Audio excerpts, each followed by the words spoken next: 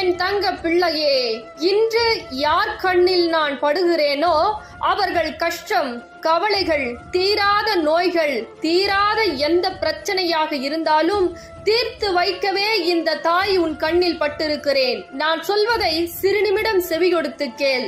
பல மனிதர்களால் துரோகம், ஏமாற்றம், கஷ்டம், கண்ணீர், மனவேதனை, துரோகம் என பல விஷயத்தை நீ அனுபவித்து விட்டாய்.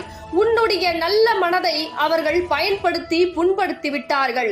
பல துரோகத்தை சந்தித்து பல வேடத்தை அவர்கள் உன் வாழ்க்கையில் ஆக்கிவிட்டார்கள்.